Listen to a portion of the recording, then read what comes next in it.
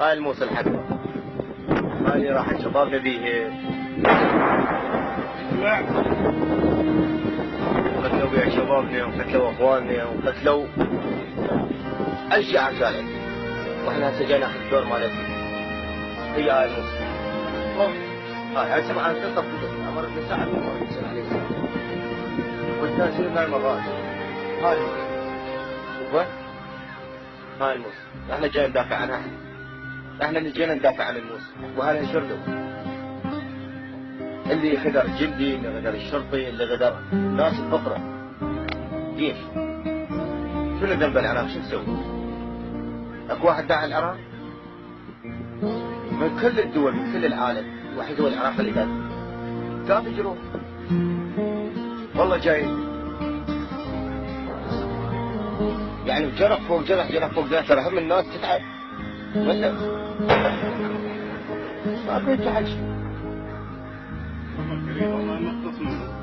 ان شاء الله الله موجود، بس ما في يعني يوميا تلقى هذا جارك عنده شهيد، هذا عنده شهيد، هذا عنده شهيد. ما يصير. يعني نسينا الفرح اصلا، الفرح اصلا نسيناه. مو على خلصة وجوهنا والله. لو تلقى ابن شهيد يكتب بالشارع تحس عليه الخبز ياكلهم. وابن المسؤول تلقاه ملك. شنو ذنب المسؤول؟ هاي شوف اسمع جاي يسوون ما تسمع الضرب انت وما تسمع. ليش؟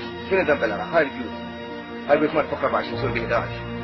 واو واو واو. ناس عقارات دولة إسلامية. اللي كاتبين عليها شنو ذنب؟ السبب منو هذا؟ يعني شنو السبب يعني مال منو انتصار بالوادي؟ ليش؟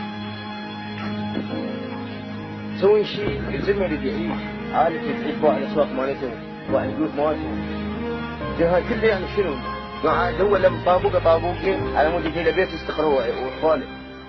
يجي واحد مو هذا منين ابن زين يسوي هيك. ودولتنا وناسنا ساكته. هي احنا العراقيين هيك غيرتنا. خلي يقدموا هلا بيهم. اكو زين بيتهم. وين نقدمهم؟ ليش دل؟ ليش؟ انا عندي سؤال بس اريد واحد يجاوبني بصراحه، لحد الان ما حد جاوبني بصراحه. العالم هاي الناس اللي ابخر شو ذنبهم؟